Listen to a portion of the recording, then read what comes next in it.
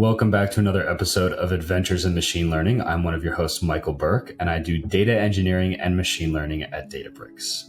And I'm joined by my co-host, Ben Wilson, write code, ML focused at Databricks, ML flow maintainer.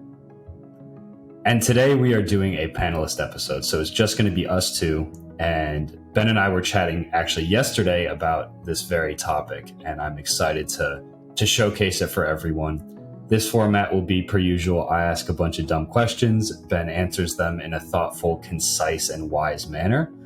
And we'll just go from there. Sounds like I just got an instruction set.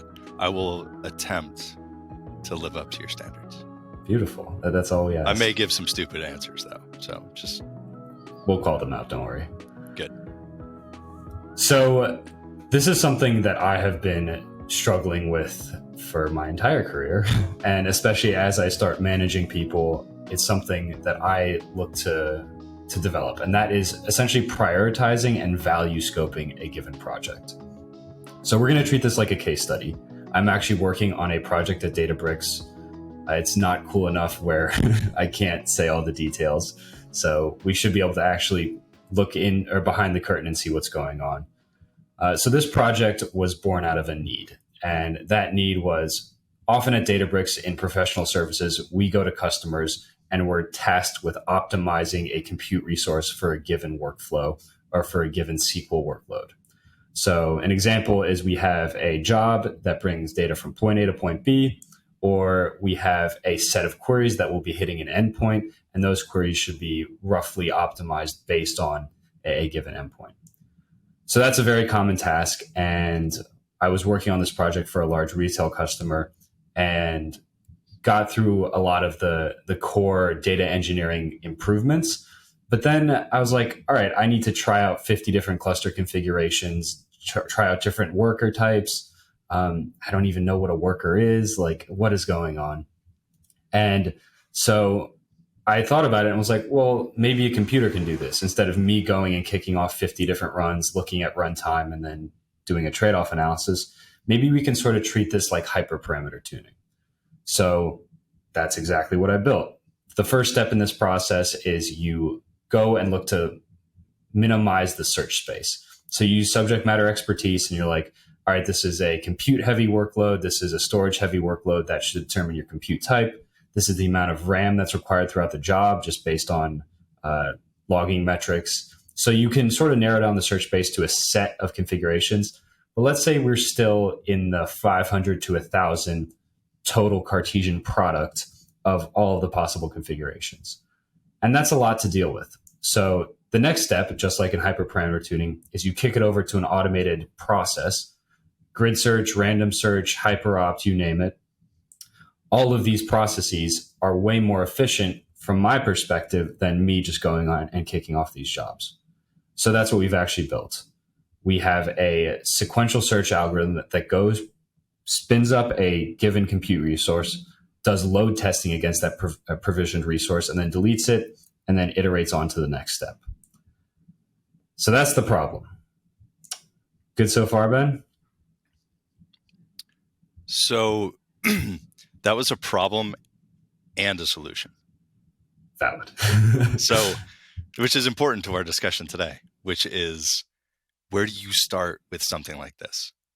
And the first 5 sentences that you spoke was where you start is, hey, we have to go to customers and they ask, like, what size of clusters should we use, or what types of clusters should we use? And you as a professional services consultant are going in there saying, well, I don't know. It depends on your data. And what are you trying to do with your data? Can I look at one of your workloads? And then you go in there and you read through their code and you're like, there's like 37 things wrong with how you're doing this. Let me rewrite this for you. And then you do a benchmark and you look at it. And yeah, it's time consuming. It's mind numbing. And it's expensive if you're brute forcing this. So that's the problem. It's like, hey, I want to get more efficient at determining the most optimal run configuration for a job on our platform. And it's a great use case. when you're going into immediately going from that into developing, you've already locked yourself into a particular solution. And you might have, arrived at the correct solution by thinking through it and really analyzing stuff and writing some prototypes and testing it out. But that's not how software is built generally. That's how I've built a lot of data science solutions in the past. It's like, it's very natural for data scientists to do that. I think most people that enter the profession, we're sort of genetically programmed to think that way. When we hear a problem, we start instantly thinking of, how would I solve this? I used to do that when I was, many, many years ago. It's all I would do. And whenever somebody would start talking about a problem they have, like, how would I solve this with a SQL query? Or how will I solve this with a model? Or what would the tech stack look like? Or how would I serve something like this? And that's what my mind is doing while I'm sitting in a 3-hour-long meeting, wishing that I could go do something else, is trying to solve the problem in what I felt was the most optimal way possible.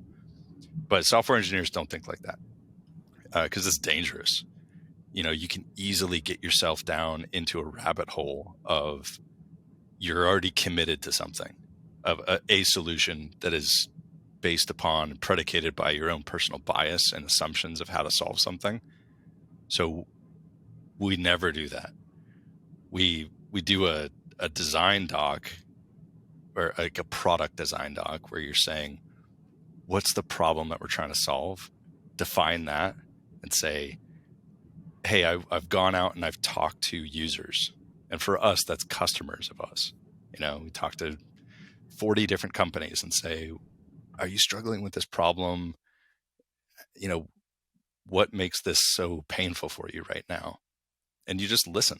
You write down everything that they say, not everything, but you write down the main points of what they're communicating as being pain points. And then you spend a couple of days reading through that, digesting it, thinking through it. And then you might meet with people on your team and say, hey, this is a big thing that people are talking about. Is it worth our time to work on this? Like, what are our other priorities right now? And then management will usually step in and say, look at the proposal and say, hey, we have other things that are more pressing right now, so let's not do that. You just shelve it. You put it away and like, hey, we'll work on that maybe someday. Maybe we'll never work on it. It's fine. We're not emotionally invested in it because we haven't spent any time really figuring it out. We're just thinking through, what are the options here? And then the other option from that is management saying, this is awesome. We're doing this right now. Go do your thing. And that go do your thing is, now you start prototypes where you say, hey, let's brainstorm. Usually it's whoever's assigned the project is going to do this brainstorming, but you're almost thinking of it as, multiple people. You'd say, and at least that's how I do it. I think, okay, if I only had a week to do this, what would my implementation potentially be? And I think through, like, okay, what's the simplest thing that I could do? And I just write down what that would be. Maybe I'll do some pseudocode. These are all personal notes for myself. And then I'll go down and I'll say, okay, what if I built this and I had 6 weeks to work on this, but I only want to meet the minimum requirements? What would my implementation look like? Maybe it looks the same as the first one. And then I know, okay, it's probably the direction I want to go. Or it's like, okay, I would build these 8 additional features for solving this, and I wouldn't be able to do the long tail of other cool things that people were mentioning that they wanted, but 6 weeks would just consume like the top 8. Right. And then I would ask, what would I do if I had 5 years to build this? What would this thing look like? And Got it. If I write down all of those components and how many features this thing would have and like exactly match everything, if I could get that done and it would take 5 years to build it, I start getting a little scared about like how much work this is going to be, and like, is it really worth my time and energy to do that? So any of the, like between those three things, I start saying, okay, what are the minimum things that this thing needs to do? What are the most important things? Yeah. And then just identify those and list out what do we need, what would be cool to have, and what are we just not building? Okay, so in the pre-building step, let's roll it back because you're right. I did jump right through the problem and went to the solution. Can you ask me some questions as if you were a manager that would help me scope whether this is valuable or not? I would say, how long does it take you to do this manually when you get to a new client? Good question. So typically there's sort of a calibration or exploration stage that's let's say a couple days, and often there's hiccups. And so you have to go back to the customer and say, what's going on here? Do I have the right access? Can I run this cluster myself? Can I edit it? So I would say typically about a week of total time, but hands-on time anywhere from like 8 to 16 hours. So that's the calibration step. And then for the optimization portion, it really is dependent on the complexity of the job and how much structure there is to it. But let's call it another week for simplicity with let's say 8 to 16 hours heads down work. And if of the last 10 that you've done this at, how similar is that process? Oh, another good question. I think I see where that question is headed. Let's see. They're essentially buckets. So depending upon the workload type, they're all pretty similar. So if it's a DB SQL workload, quite similar. If it's a workflow that's batch, very similar. And then I guess streaming workflows would be another one. So those are like some core groups. Okay. And when you're doing the manual optimization, you say it takes 16 hours. Is that per data set that you're doing or per ETL pipeline?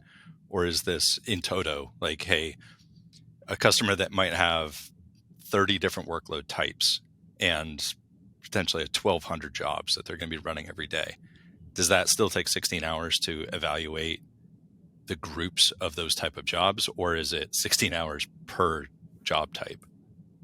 So that's a really, really great point. The calibration set is typically one and done, or one and the rest are very efficient, because often those workflows, if you're working on a single project, the workflows will be similar. The manual optimization step, you can write a script similar to what I have that would kick off a job, get runtime SLAs, and then return them to the user, and then do that sort of in a looped fashion. So if you write code for that, it's pretty scalable. But if you're actually kicking them off manually, you just have like 15 tabs open corresponding to each job, and you press play as soon as one completes. So it's not very scalable, but it's also not incredibly time consuming. It's more of the data gathering portion. And are you able to do all job types? So can you evaluate a machine learning training run on CPU? Or do customers ever ask for that? Like, hey, I want to make sure that I'm not, spinning up too many workers that aren't going to really be utilized for this, distributed XGBoost implementation. I haven't been asked that, honestly. In your experience in the field, is that a common ask? Oh, yeah. Yeah, I've done that dozens and dozens of times. Got it. Cool. Yeah, I haven't done that yet, but TBD. And then the other question that I have follow on from that is GPU instances. If you're like, hey, there's a scarcity right now with GPU instances in my region, I want to make sure that I'm using just the minimum required that I would need. Can we evaluate that and make sure that the sizing on that is appropriate for the volume of data and the algorithm type that we're using? Yes. So those, of all those things that we just listed, my question would be, what is most important? Which type of workload is most critical for you to be able to say, hey, here's the config that's going to work for you for this job type at your company? Well, see, that's my thing. And that's what we were talking a little bit before the episode started, which is this project was born out of a personal problem. So it started with Databricks SQL workloads, and now I've been working on batch workloads as well. But theoretically, other parts of the organization only do streaming workloads or only do ML workloads. So I don't really have a window into that. I'm just solving my own personal problem and problems with like a few adjacent people. So how would I even go about thinking about that? Don't make assumptions. You start asking people. When you're building something new that multiple people could potentially use, before you write your first line of code, after you've done your ideation, where you're like, hey, is this worth my time to build this? Like, I really hate doing this manually, and I've got 8 buddies that have to do this at all of their accounts, and they all complain about the same thing. You know, within your circle of bias that everybody's complaining about this or just annoyed that they have to do this. Then if you want to expand that circle and make sure that you're not doing something in isolation and building something potentially that, in order to make this useful for other people, would require either a total code rewrite or the most extensive refactoring that you could ever imagine, because you didn't explore that during the planning phase. And that's what's so important about design phase planning, is thinking about that bigger picture and saying, hey, I don't know the answer to any of this stuff. And by the way, when we build new features, we don't know. We have no clue about like how we have an assumption of how, like, for me, like I can look back on my years as a data scientist when I'm building some new ML tooling, like, well, how would I use this? It's super dangerous if I was just like, I'm building this the way that I would want to use it, because I'm not a user of that anymore. Like, the only time I'm using that is during testing. So it's important to go and talk to a bunch of people, be like, hey, here's what I'm thinking of these 5 options. Which of these makes the most sense to you? And then I'll go ask 30 other people, and I'll just collate their answers and say, I would not have assumed this. I didn't think that 27 out of these people would choose option 3. And it's important to present those options in a non-biased way. You don't talk about what the implementation details will be or how much of a pain in the ass it's going to be to build it. You just say, which of these features is most important, or is this useful for you? And if you get everybody saying, like, yeah, I want that and I will use that if it's built, and I will tell you if it sucks or not, then you know you're onto something. But it also means you go a little bit more in depth. You talk to those ML people that are saying, like, yeah, I need to be able to scale, like, to know what the sizing is of a GPU cluster.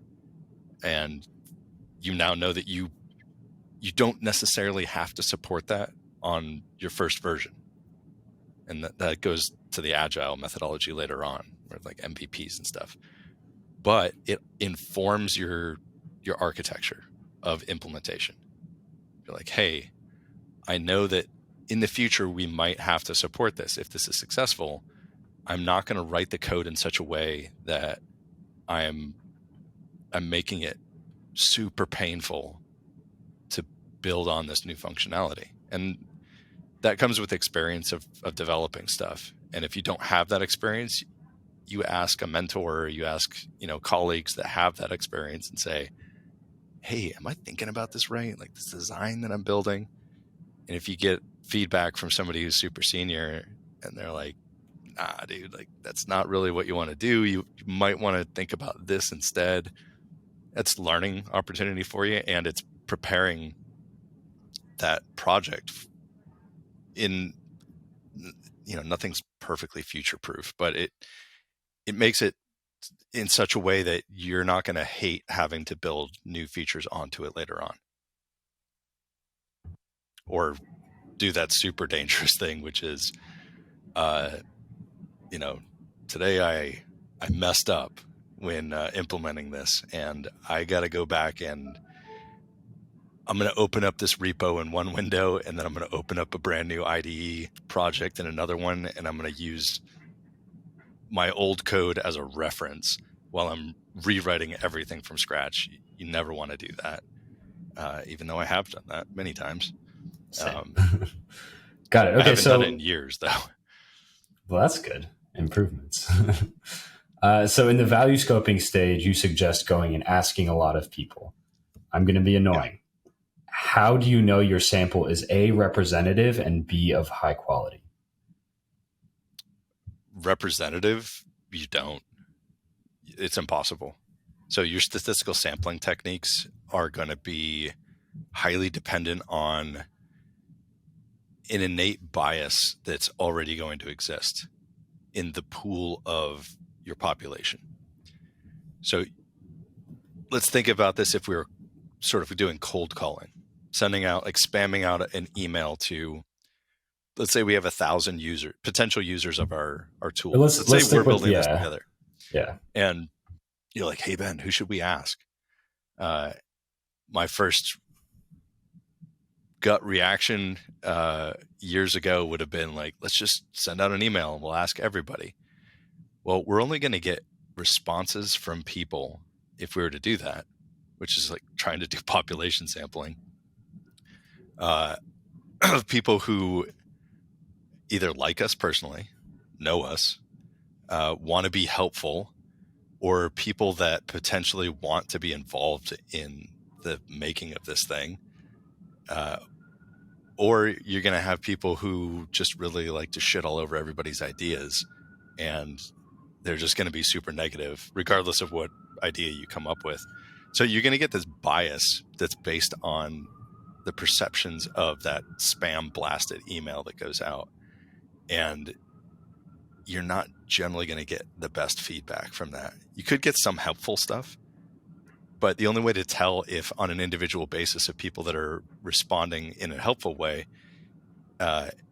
if your idea is really good, is if you were to ask that same one person and have them review some really terrible ideas that you know are terrible, that are just total garbage, and see what their response to that is.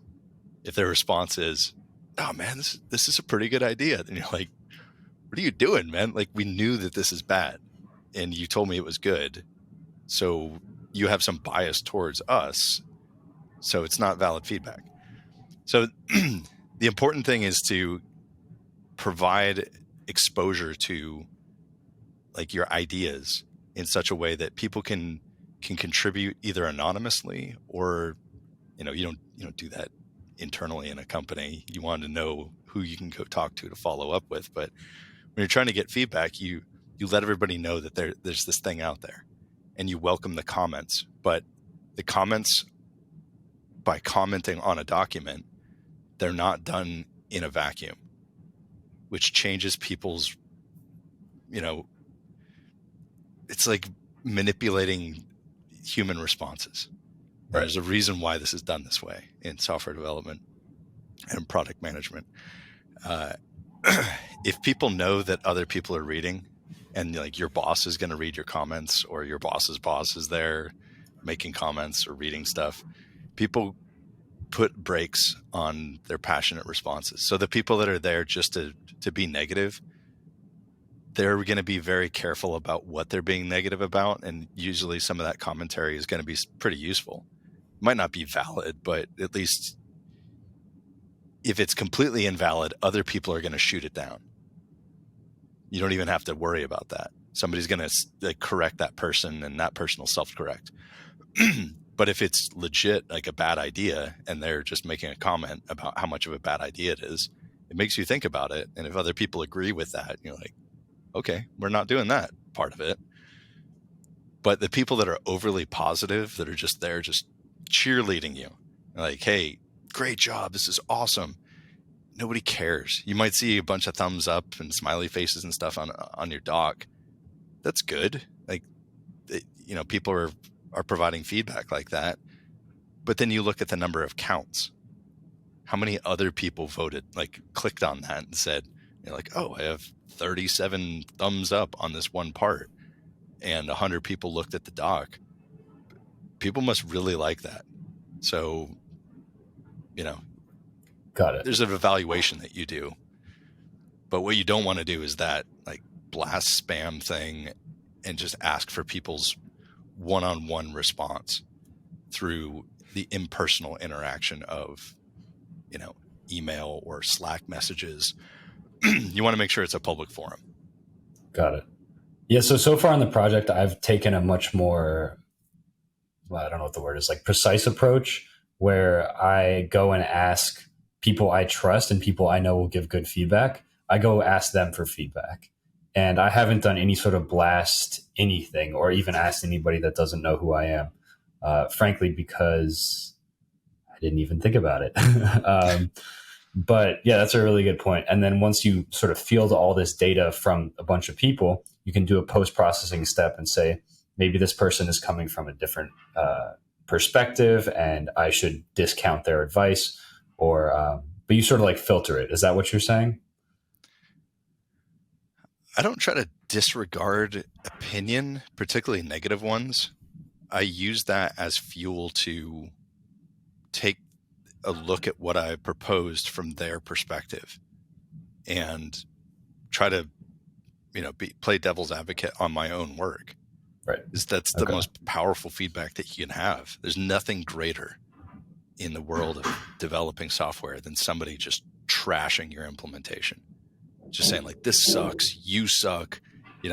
That's like fuel for the fire of making something forged into something better. If somebody hates on what you're doing, there's got to be something that's wrong with it. And that's what you want to hear because you want to make it better. You want to make it a better product. So I don't really filter that out. What I mostly filter out are the thumbs up and the smiley faces. It's nice. I appreciate people doing stuff like that. I do it to other people as well. You praise people's designs and their clever thought processes and how thorough they are. But nobody's looking at that and doing like, damn, I'm a genius. I got this nailed. Nobody does that who's a professional software engineer, who's serious. Some people do behave that way, but nobody at our company that writes software does that. I can confirm. It's just hey, thanks for the well wishes. Appreciate it. It's like a nice gesture among, colleagues and friends, but you don't take that as, man, I nailed this. Nothing can go wrong. People gave me thumbs up on my design. There's no guarantee there. So what you want to look for are the negative comments or people challenging what you're doing. People making those comments to say, I don't know if this works, or I don't think you're thinking this through correctly. It's not a personal attack. It's a way to make you get better at thinking through and planning these things so that when you implement it, you're going to be more successful. Right. But it seems like there's, yeah, but it seems like there's a division here. Like we want negative feedback on the design review, but we want positive feedback on the idea, right? Like what we're looking for is people saying, hey, we'll use this. We want this. That's would sort of kick off us actually designing and building this. And then once you go into the designing phase, you want people to tear it apart. Is that right? Oh, definitely. Yeah. If your main idea, if everybody just dunks on it, go do something else. Yeah. So many people have wasted years of their lives writing software who aren't working as like within a software engineering organization or an ML engineering organization. They just have this idea and they're like, hey, this is going to be revolutionary. People are going to use this. It's going to be amazing. And if they had only shown that to people first before they started building something and got some candid feedback, and if everybody had been like, what? Like, why would you build this? Like, it doesn't, like, what you're trying to solve isn't even really an inconvenience. And maybe it's something that I like to do manually because there's so many customizations that I have to do during these set of tasks. What we're talking about right now, the project that you're talking about, is not that. Like, it is a good idea. Like, we've already crossed that threshold. This is worth going into a design document. Got it. Okay, cool. One more very annoying, very detail-oriented question. So when we're talking about this sort of value scoping, we go and ask a bunch of people. If people say they like it and they want it, we go and do a design doc, and hopefully people tear that apart. That will improve you. Yeah, are not our users. Yes. But from the user's perspective, in this case, I am a primary user. I have a few colleagues who would also be primary users. And then there are adjacent use cases that I could see being expanded. For instance, if we're in pre-sales and we want to showcase the power of Databricks SQL, well, maybe we have some pre-sales people come in and say, we'll build out a prototype and then we'll use this open source load testing framework to show you how fast it is. So that's an additional use case, let's say. But let's just work on the compute optimization framework. When you reach out to the users, in this case, myself and colleagues, how do you ask if it's valuable? Because let's say I Slack and say, would this be cool? People will be like, yeah. Would you use this once a month? People might give me a more precise answer. Like, what is the Slack or the email words that you send to someone to determine if it's actually something worth pursuing? Because if they like the idea, that's not really relevant. If they'll use the idea, that's what's relevant. So how do you get signal out of that? I don't use Slack, for one thing.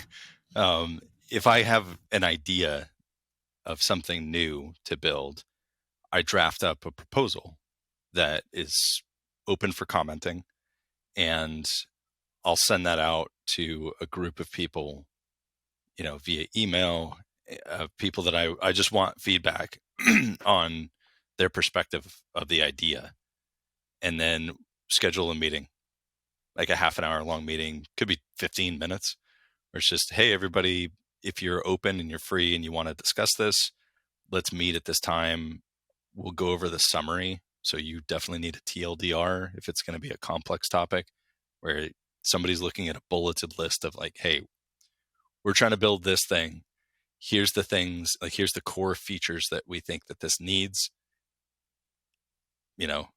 Any thoughts? And you have this organic discussion where people are just free and comfortable to make comments.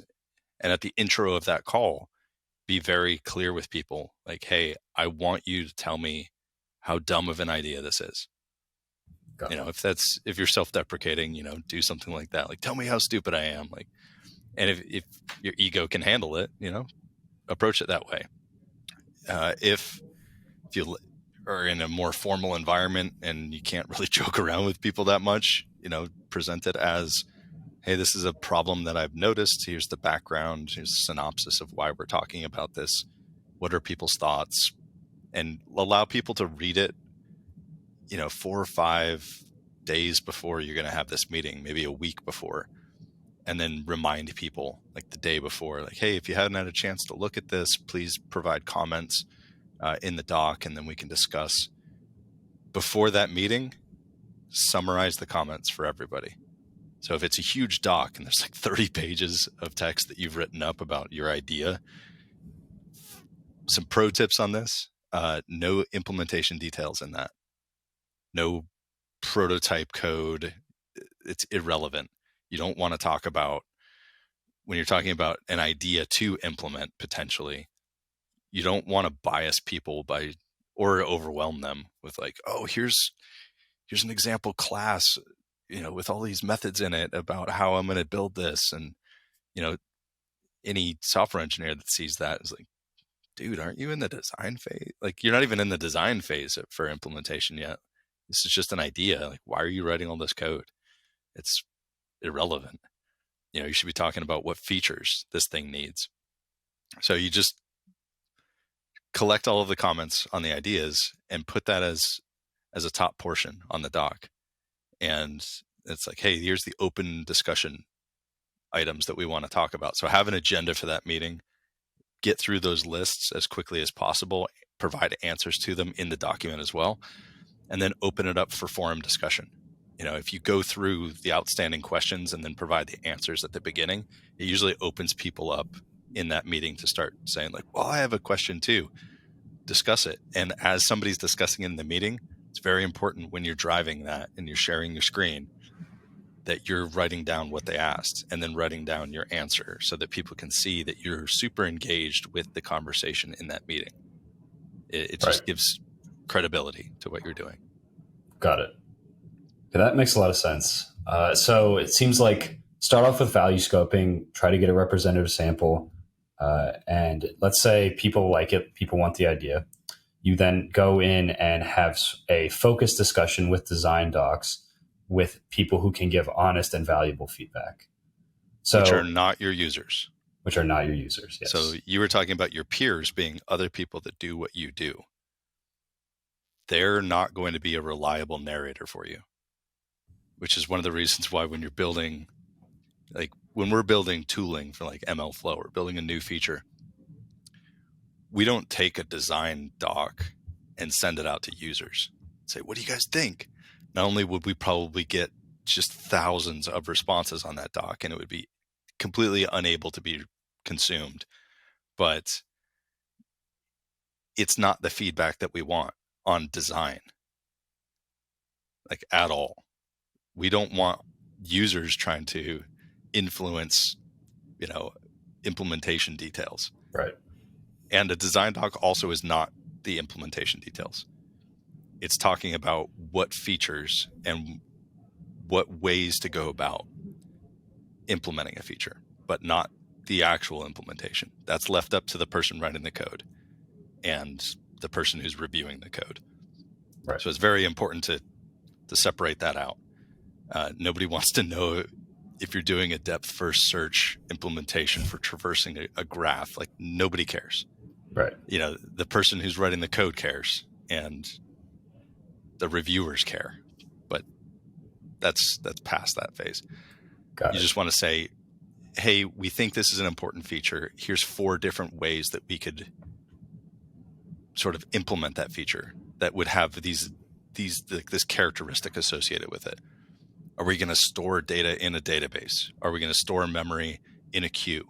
Are we going to store it, in memory by using some sort of collection that is going to be, mutable or something?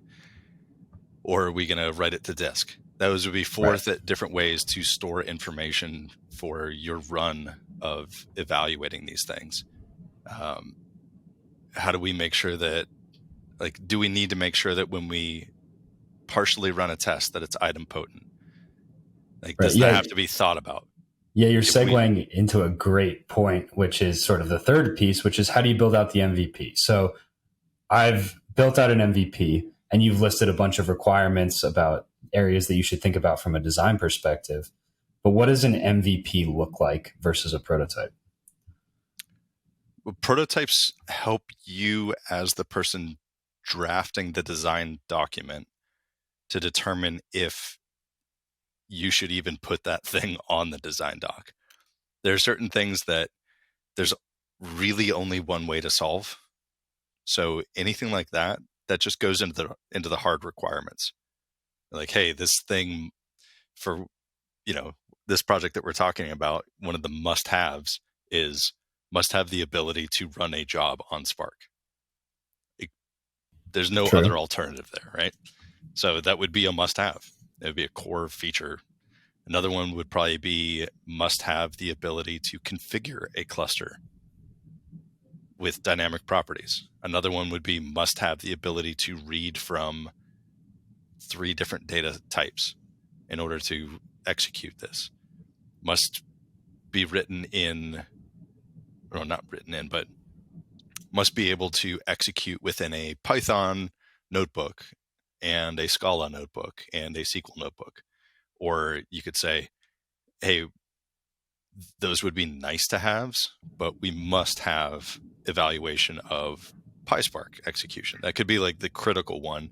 And then you could have a could have Scala, could have SQL, So you would do all of that, but then in your design decisions, you would actually weigh the pros and cons of each of these things. Like, hey, what if we don't support, Scala? What if it's just Python and SQL? And you would say pros of that, cons of that. And you would go through multiple different decisions that have an impact to inform what your MVP is. But while you're doing all of that, you're writing prototype code. That your prototype code might go into your design doc to illustrate to a reviewer what it is that you're talking about, particularly if it's an abstract concept where somebody's like, what are you talking about here? You want to do what? You want to use HyperOpt or Optuna in order to do, search space evaluation? Like, I thought that was an ML thing. And then you would do a prototype really quick showing that.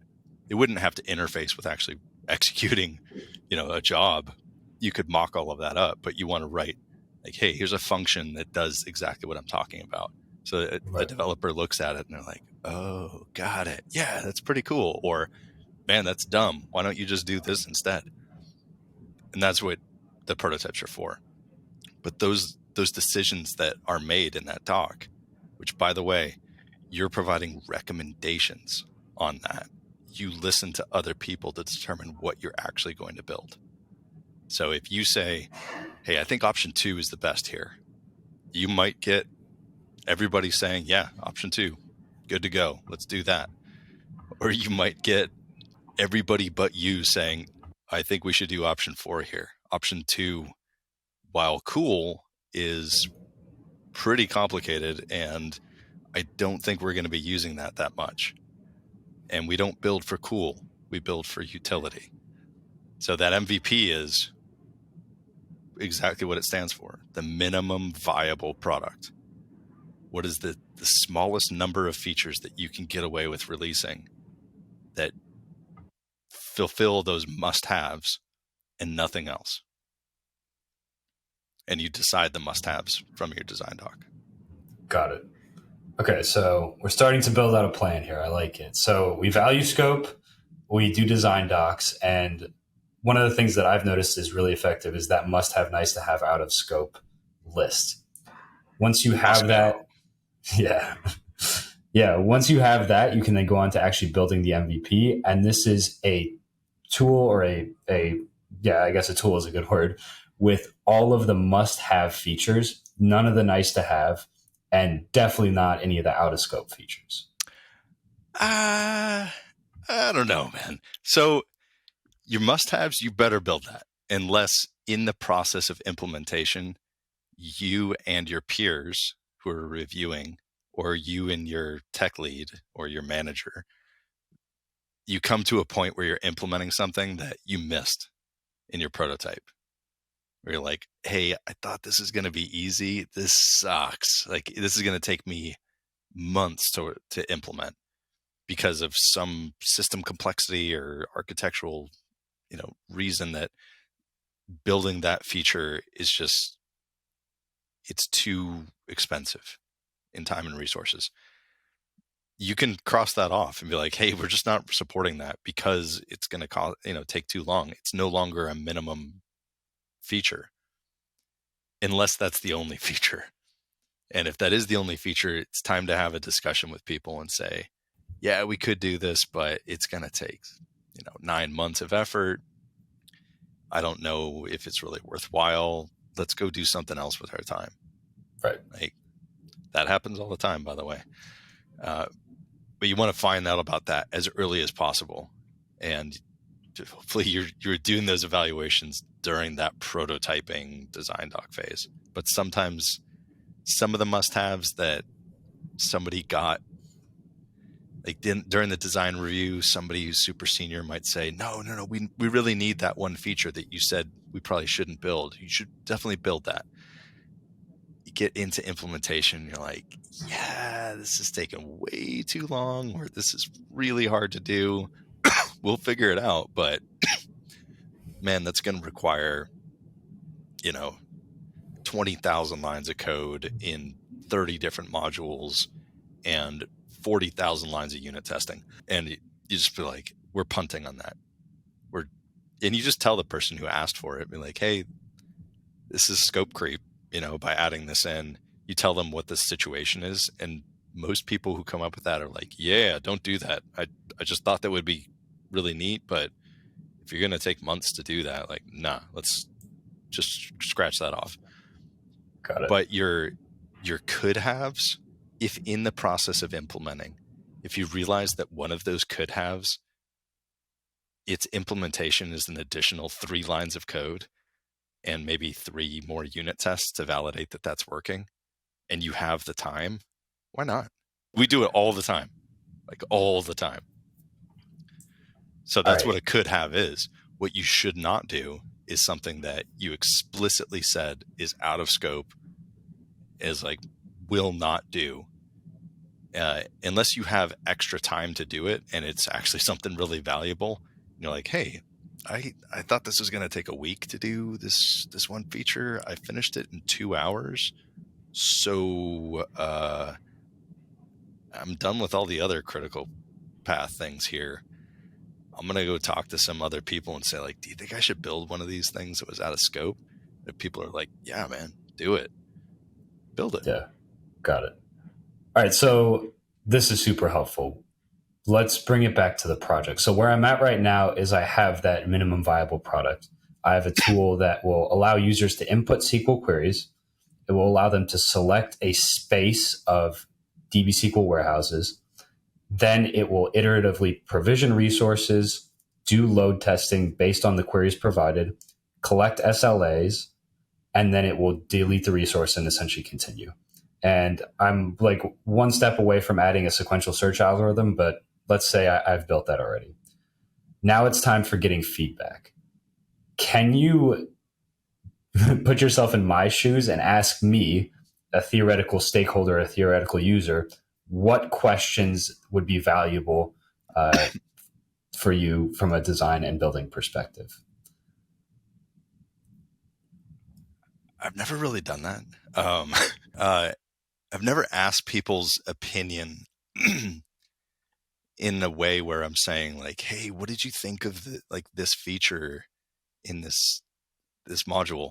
I'll talk with people about that if they approach me and they're like, hey, why did you build this way? Answer their question, and then I'll ask, like, why do you ask? If they're like, hey, man, it sucks, or it's broken, or it just doesn't work the way that it's not intuitive, and I'll be like, ooh, I'm gonna create a Jira ticket for that, and I'm gonna fix that whenever it gets approved for work on, because I want to make that good. I want to make it, fix it for that person, if I can reproduce it, of course.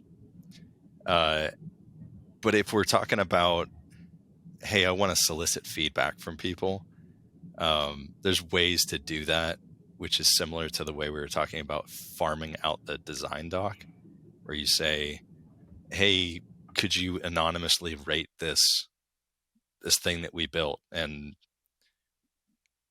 there's scoring metric systems like NPS where you get the feedback on product. Your mileage may vary on how useful that stuff is because of the bias. Somebody might be just dunking on your product because they hate your company or they hate you as a human being. It's super biased. And it's also their mood at the time or how frustrated they are with other things that have nothing to do with what you built. So I don't really listen to much of that stuff.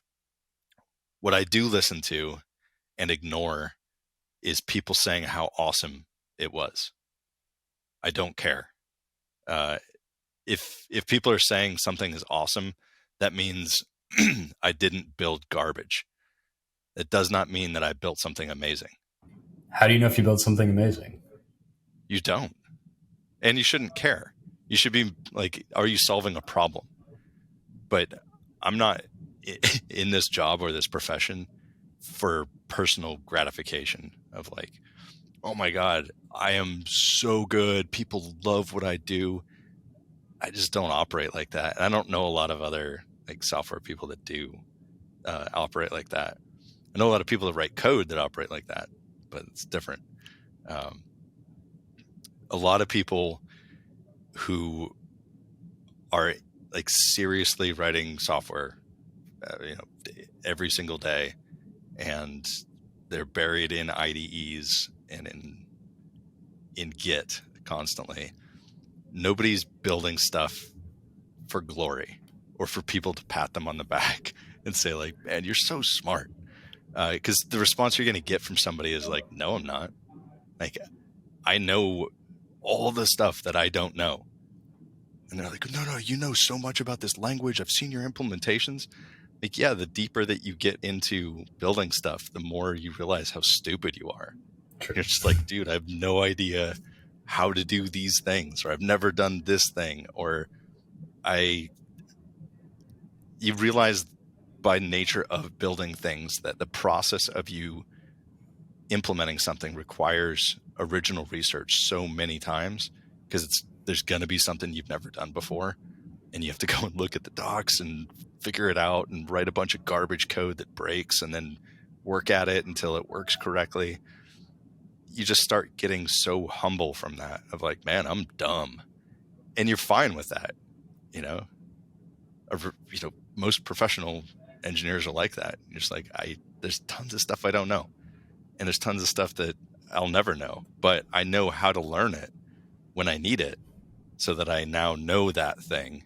And as time goes on, there's fewer things that you've done before that you have to go and look up again, because you innately know those things because you've done it so many times. But there's never a time when you're like, kick back my feet, I know it all. If you ever meet somebody that's like a software engineer that acts like that, you just know they're full of shit, because there's no way that anybody knows it all. Right. Okay, so it's important to stay humble while you're gathering this feedback, but I don't know how you can't. Yeah, fair. After you've gone through the process of releasing hundreds and hundreds and hundreds of features, that process is going to beat you down. Beat your ego down. Exciting. Because every PR that you file that's of sufficient complexity, people are tearing it apart because they want it to be better. They want you to be better. And that's why they give that feedback. Like, this is how you learn. This is how we get better together. And that's why it is a thing. But your psyche is going to adapt to that. Like the human condition, we can adapt to almost anything. You're going to start realizing that, like, hey, maybe I shouldn't take this so personally, and maybe I shouldn't do this to make myself feel smarter.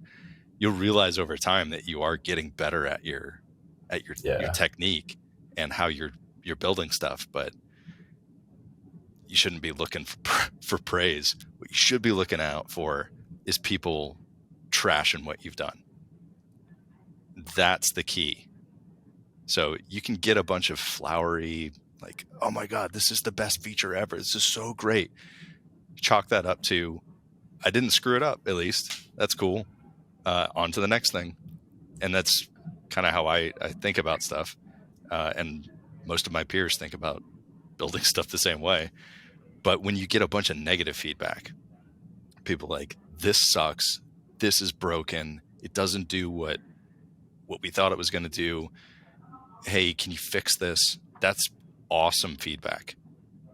I mean, if you're listening to that from like an applied software engineering perspective, where you're like using tooling and you're building projects, as like a data scientist or an ML engineer at a company, it's probably terrifying to think about that. Like, hey, we released a project and everybody says it sucks. You're probably thinking like, are we all going to get fired? Or are they going to let me go next week? Like, I totally bombed this. But the experienced people will realize that's good to get feedback about it being broken. It's software. We can fix it. You know, if you built it in the first place, you can probably figure out how to fix whatever's broken with it. But the fact that people are coming to you saying that they hate it means that they care about it. That the idea, the product that you were trying to build is important. You might have screwed it up. The implementation might have sucked, or you chose the wrong set of features, because we're all human. Like, we make mistakes all the time, and there's no way that you can predict how everybody is going to want to use what you're building.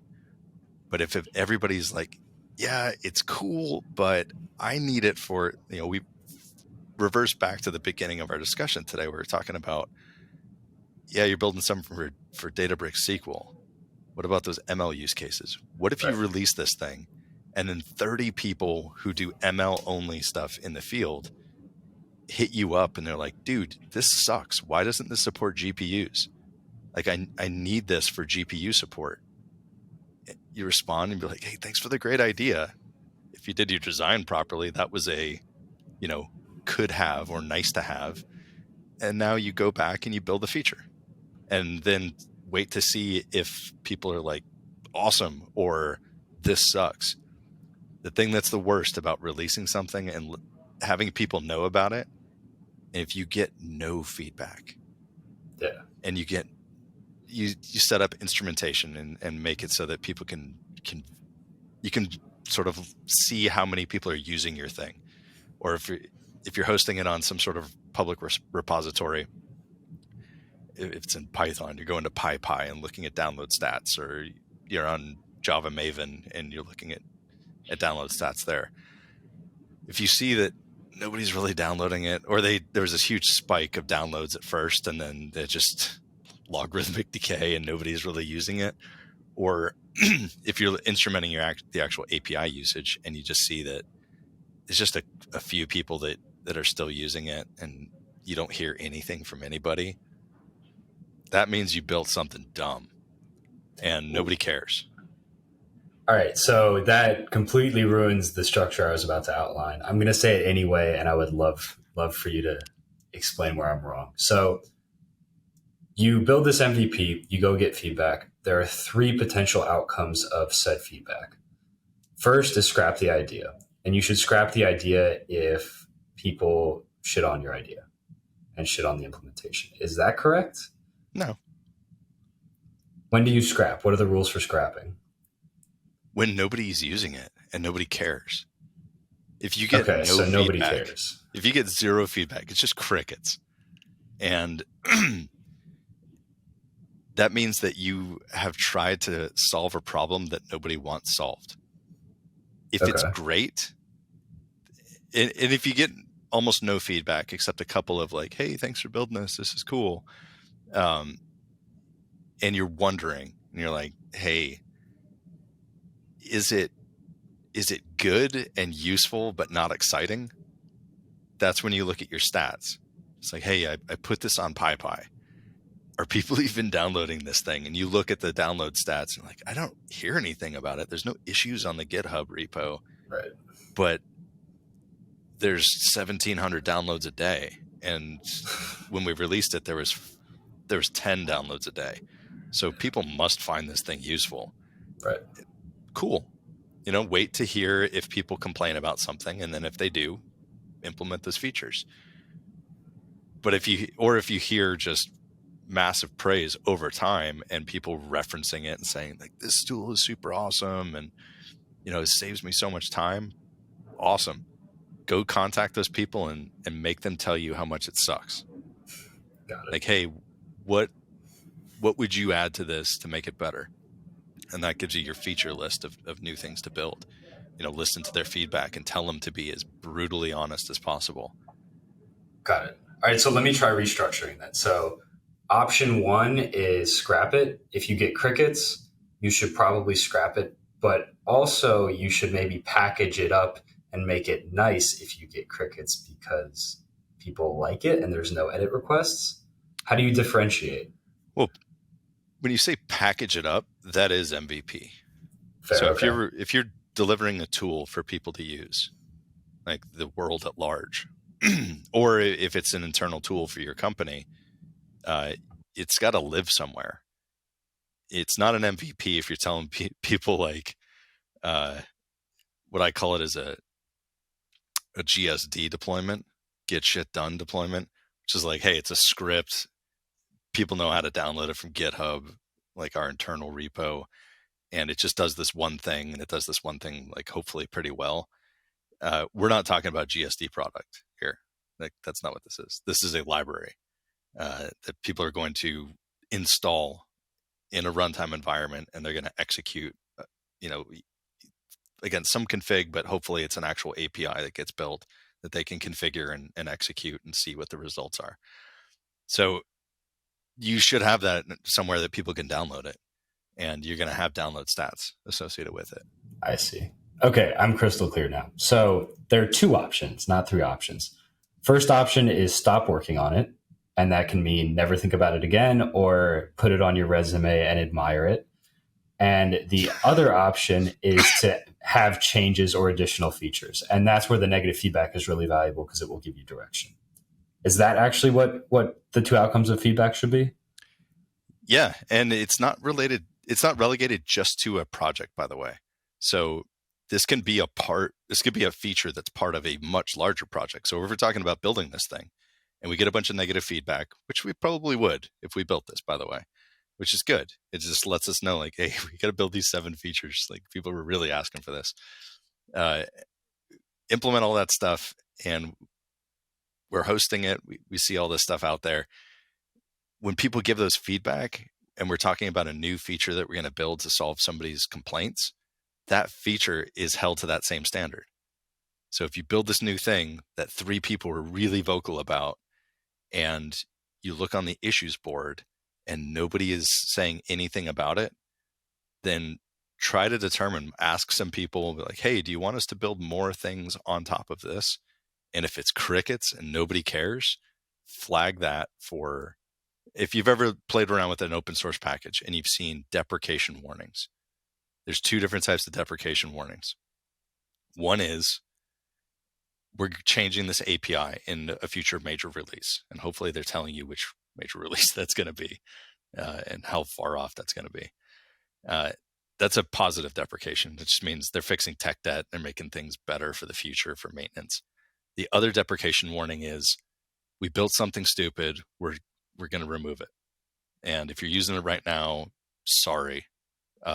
But you're in the extreme minority and nobody else cares. And we're tired of running tests against this, tired of fixing it if it breaks, and tired of looking at it in our code base. So features can do that as well. You can't just do that arbitrarily though, unless you mark it as like experimental, or you mark it as, hey, this is a developer API. We can remove this whenever we want. So don't rely on this. All right. This has been immensely helpful. I will wrap my understanding. If there's anything wrong, please let me know along the way. So today we talked about how to scope the value of a project and go from ideation all the way down to the MVP feedback iteration. So first, when you're scoping, you should ask a lot of people and try to figure out what are the most valuable areas to solve. What are their pain points? And spend time during this process to sort of sit and marinate in these ideas. How do you get a representative sample? You don't. Sorry, just do your best. And then for asking for accurate feedback, Ben has found that historically drafting up a well-structured proposal doc and then scheduling a brainstorming session with relevant stakeholders, and these are users, with relevant stakeholders and looking for feedback, that has been effective. And including a TLDR is a nice little pro tip. Once you have validated this idea, you should go into the design doc. And this is essentially just a list of features. Maybe it has some implementation details, but it's no code. Maybe you've included prototypes to see if a feature is possible to build, but there's no actual source code that would be used in an MVP. And the core deliverable of this is a list of must-haves, nice-to-haves, and out-of-scope features. And it's important to note that you should not include your users in this step. It should be third-party, unbiased, smart people. Next, we build out an MVP, and this is actually a fully functional version with the must-haves ideally built in and maybe some nice-to-haves. And this should be well packaged so that you could sort of send it to someone with very little instruction and they can run it and understand what's going on relatively quickly. And then finally, once that MVP is out in the world, you should do a similar process to your design doc where you put together this MVP, send it out to people, and then have a meeting where you get sort of feedback, or even you can do an anonymous feedback form. But a core thing is ignore the positive feedback because it doesn't matter. Is that about right, Ben? Yeah, totally. Cool. All right. Well, this is helpful. I know what I'm doing for the next 2 weeks on dbSQL Optimizer, and we'll see where it goes. But until next time, it's been Michael Burke and my co-host, Ben Wilson. And have a good day, everyone. Take it easy.